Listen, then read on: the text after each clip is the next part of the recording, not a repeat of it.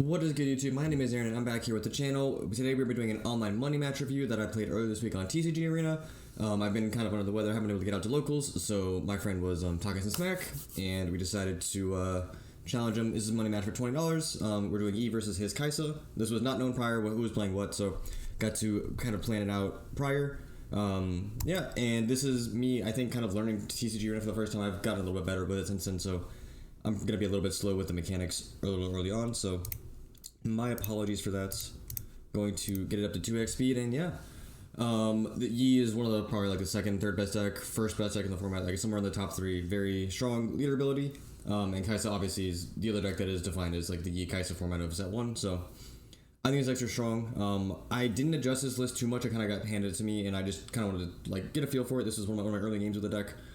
So I led Defender, I think it's the name of it, of the Grove Willow, or I think it's the name of it, which is if you defend this, you get to draw a card and your whatever in your upkeep. And he leads Dreaming Tree, which I think is a pretty normal Kaisa lead game 1.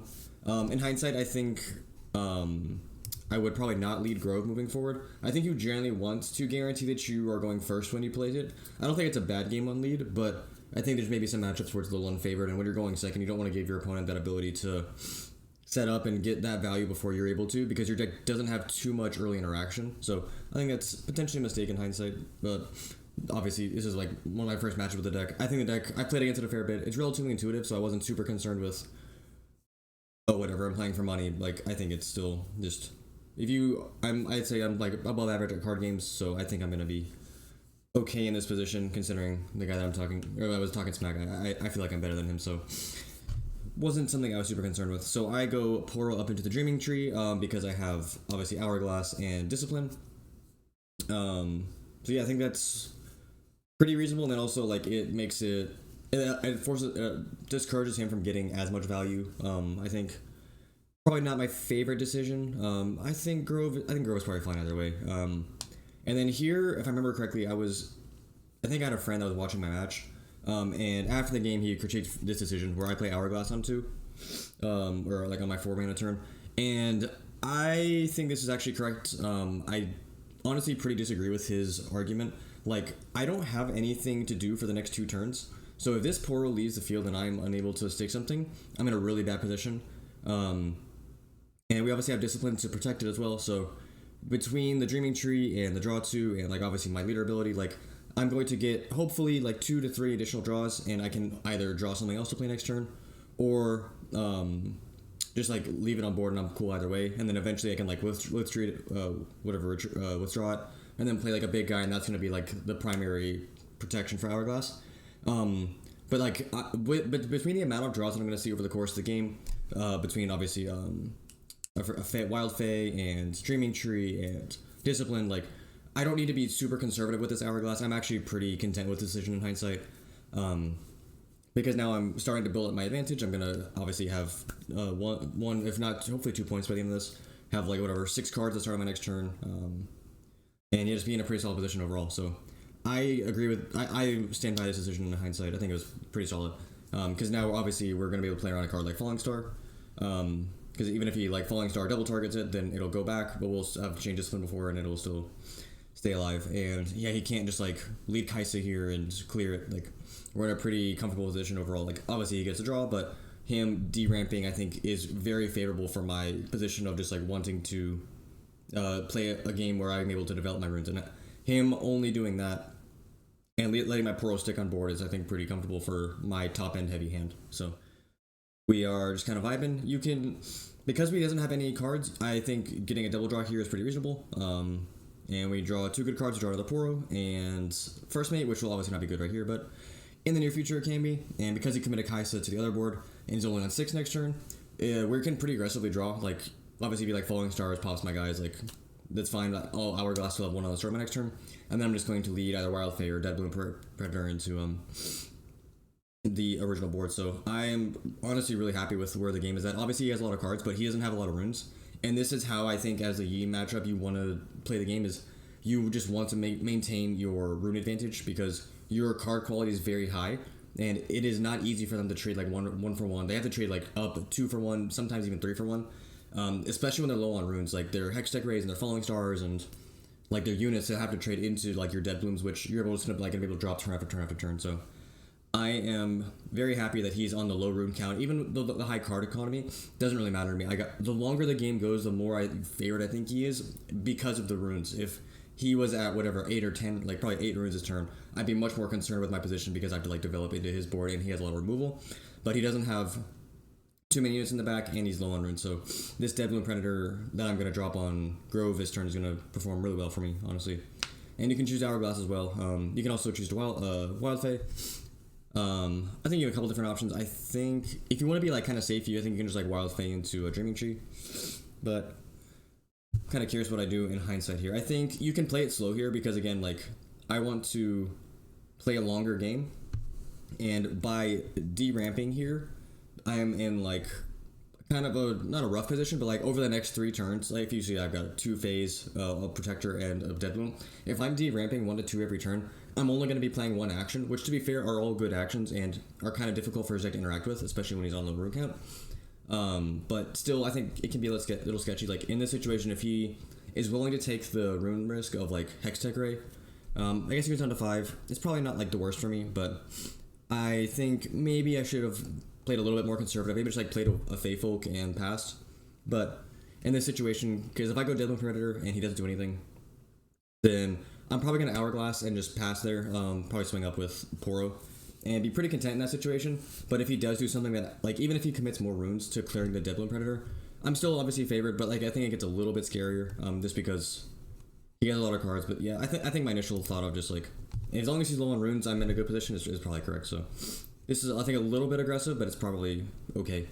Not something I'm super concerned with, but maybe playing the Fey Folk early, that way, like, if he does try to force his way through, and, like, I don't even know how he could stop this. I guess, like, Stupefy would be inconvenient, because then I only get to kill the Yordle because it's a tank. So leading Fey Folk is incorrect because of that. So yeah, he does exactly what I'm thinking, where he, like, forces everything, and now he's going down to 5 runes next turn. We clear both his guys.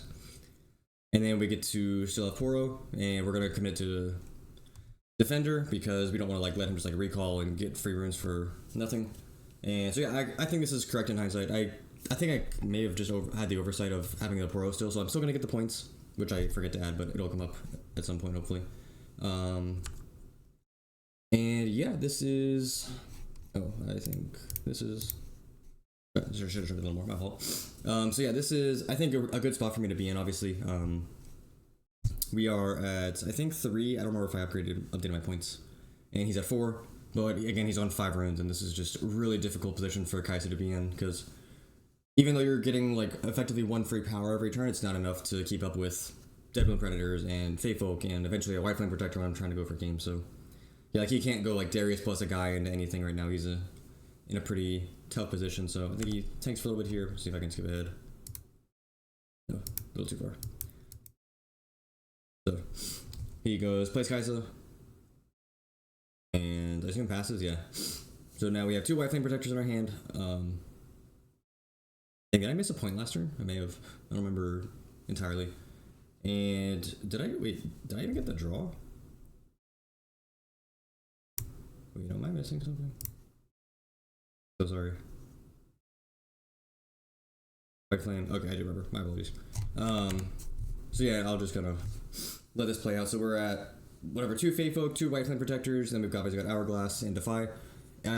We are in a good position. We are just, like, kind of allowed to be aggressive here.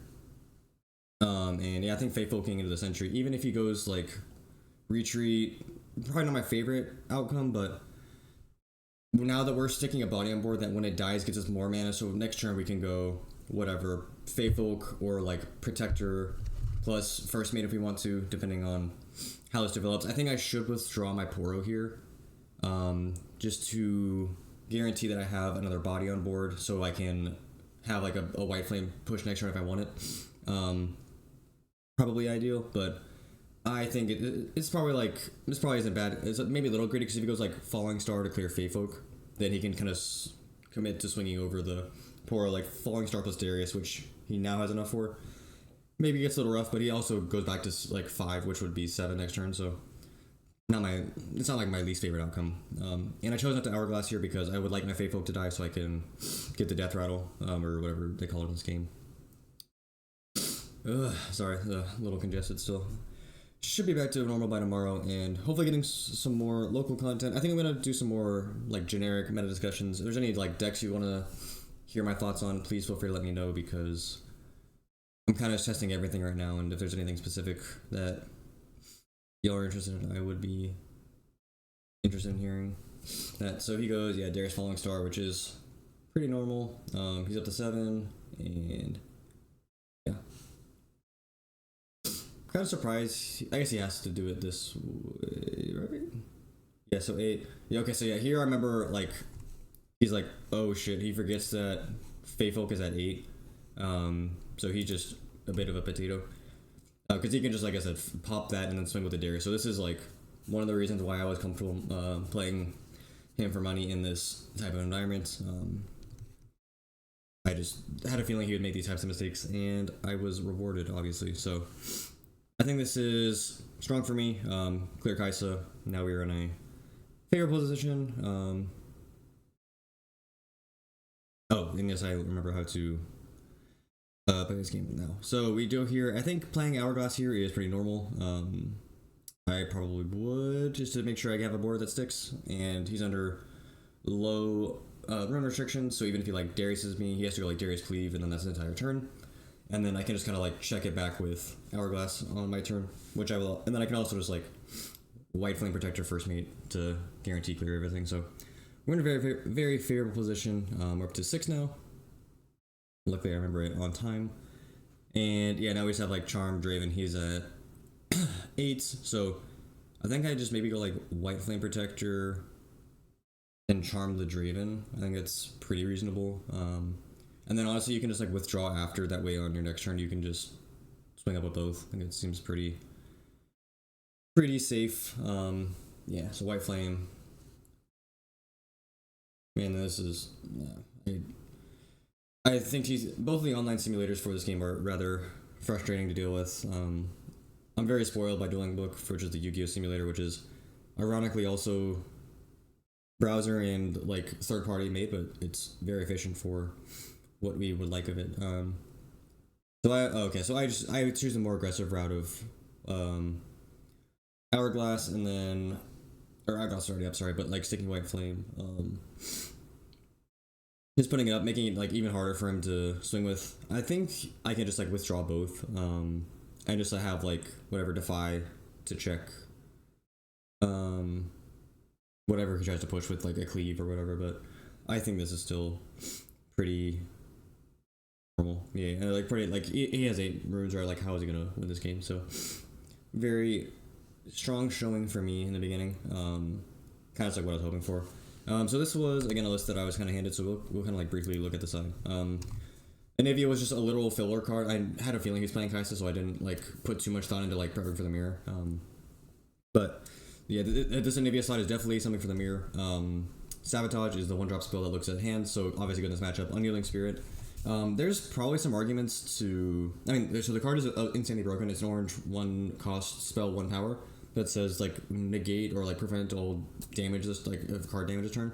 So insanely broken into Kaisa. But post side, like this card is just so known that they should be siding down on a lot of their cards anyways. So like a Cathian range should be out of a lot of lists. And this is where cards like Smokescreen and whatever, like they were gonna like obviously prioritize their cleavage, like aggressive cards that like clear boards. And they should not be prioritizing cards like Voidseeker and Hextech and Falling Star, like because they know this card is prominent. So there's probably a small argument to like, if you want to like be like as greedy as possible, only play 1 or like even play 0, just because everyone's gonna assume that you're gonna have it in your side deck and like play accordingly, because like they just should. Like if you ever get a Cathian raid Unyielding Spirit, like you just lose the game as well. You just waste an entire turn for nothing. So like if you want to get in the meta game of like being extremely greedy with that, I think that's something you could look into. But I think it's still a card that's just like good enough. Even if you trade 1 for 1 with the Falling Star, like you're probably still in a favorable position. And then Wielder of Water is a card that I didn't follow this game too early in China, but I was told was like played pretty early on, and it just seems insanely broken. Like you just get like a 3-drop or 4 swinger that ends up being 6 on your turn, or as a defender, which is just very high. yeah, so like that's a card that I like going second, which I think I end up putting in. I don't remember. I assume that I do, but I may not. And then so post side, I don't play, or he argues Dreaming Tree. I don't remember if my list played Dreaming Tree. I don't think it does. So I would take out some on guards. I think that card's like a little bit worse. And White Flame Protector is definitely a card that can get clunky in this matchup. Like you don't really need to like jam your bodies through. You could probably choose to side down to 0 of it, honestly. And just prioritize like your Deadwood Predators as top end, and obviously like cards like Kiana. And I forget to put the Yi out. You could argue that I'm supposed to like keep the hand. I didn't really ask him. I just like didn't want to deal with any BS. But you could argue that like I technically got a mulligan by doing that because like I saw my hand like did that. But this is someone who I consider a friend. I wouldn't actually like him like that. I didn't even like look at my hand when I did that.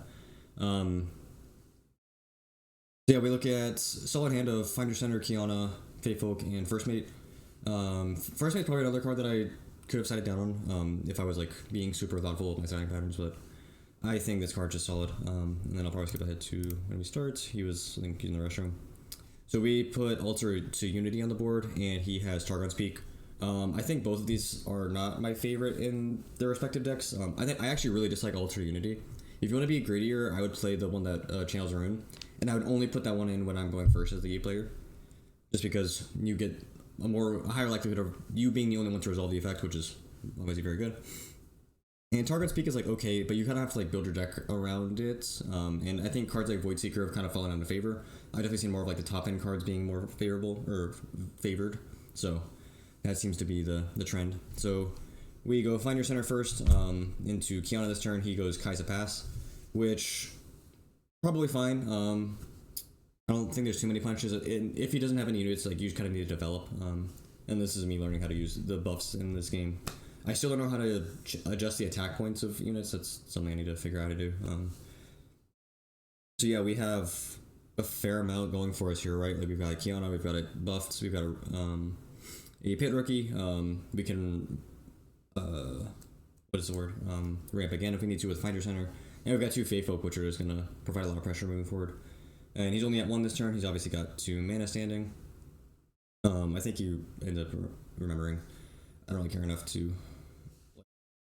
Obviously, we're trying to like win, but I'm not gonna shark like some shit like that because this is a spot that I would just hope that he has grace for me because I'm new to the game as well. So I think you can argue to play the Kiana into Kaisa here, just because it's unlikely for him to want to interact with this. I think you can also just like swing maybe Pit Rookie into the other side, develop Faithful Can Pass, because if he lets this die, and he probably will, I mean he may recall it, which is probably reasonable.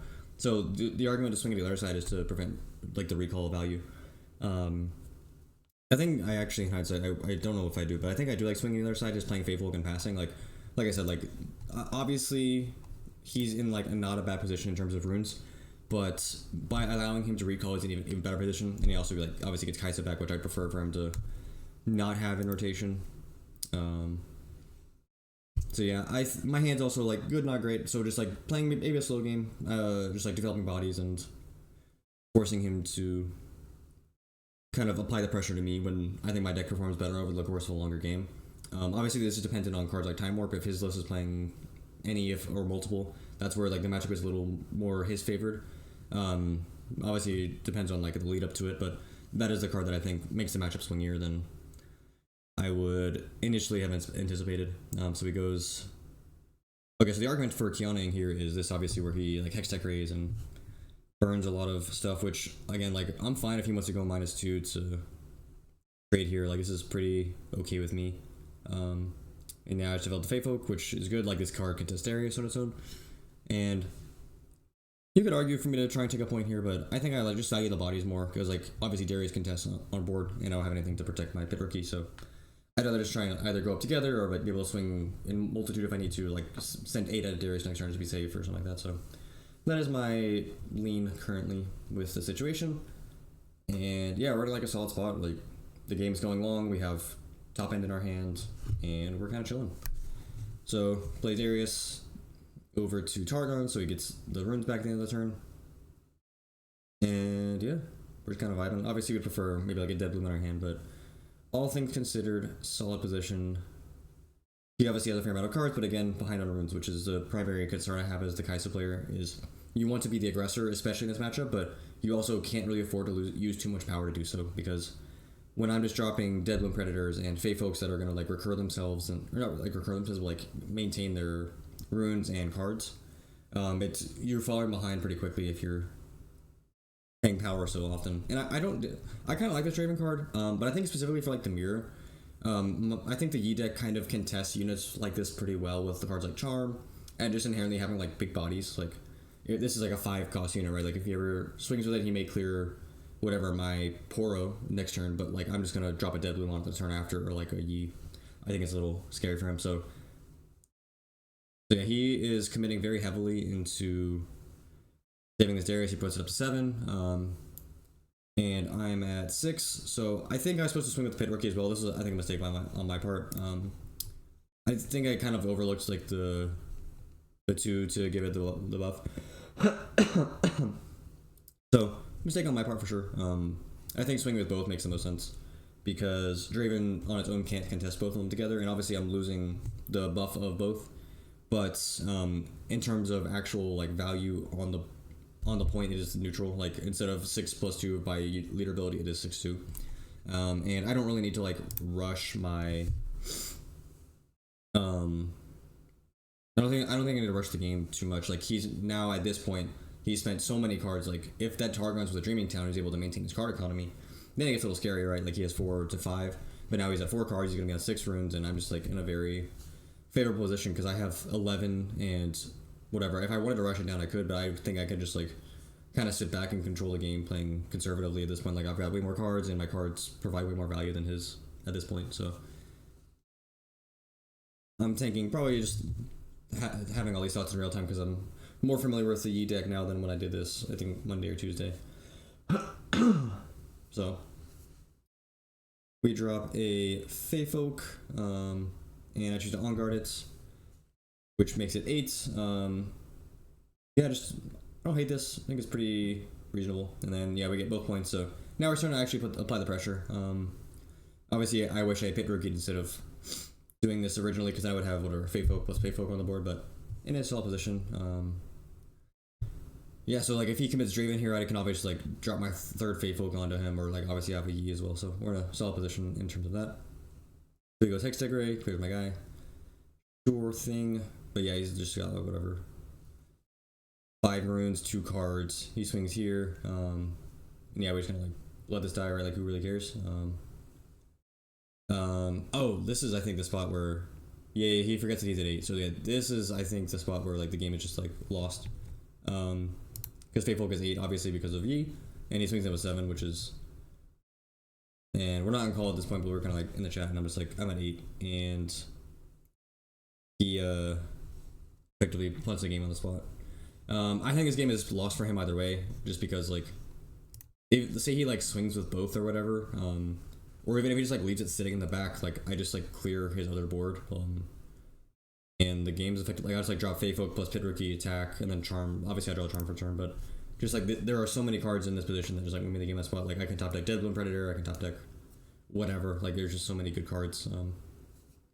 White Flame Protector or whatever. There's just a lot of value in my hand. I'm at 12 runes, so I can just play whatever I draw off the top and be very comfortable. So I think either Finder Center to draw, or yeah, Pit Rookie just to maintain board. And yeah, this game's just effectively over. He's at 7 with 3 cards, and there's not too much for him to do from here. So we'll see what else he continues to play. But we're at 4, and like the Kai'Sa deck really needs options just to like play through different spots. Like you have removal, you want to be able to like cleave Darius and swing for 10. Obviously, you want cards like Watcher, but like if you don't have those kinds of removal, like how are you gonna crack through an 8 and a 9? Defender? Like it's just so hard for this deck to do that, especially on like I said 3 cards. You really need to be maintaining value off of Kai'Sa and like Yordle recall and stuff like that. Like you need to be oh, and here I am learning how to use a token. It's the button on the left, old Aaron. You'll figure it out. So yeah, we get there. Yeah, and then we just like whatever, develop some guys, probably play Finder Center, draw a card, and just kind of vibe. Because we're at 6, and yeah, like what is he supposed to do? So This is match 1. We end up playing another one that I may post later. It is Yi versus Set, if that's something y'all would be interested in watching. But yeah, please let me know down below what... I'll just play out while I'm finishing up, but... let me know down below what you are interested in watching, because I'm kind of open to ideas at this point. I'll probably do some kind of generic discussion about... maybe a tier list about the champions going into Houston, which is in 2 weeks, I believe. And I've got a skirmish league before, so hopefully I will be able to prepare appropriately for that and perform well in that in Houston. So yeah, thanks for watching, and I will see you in the next one. Thanks for watching.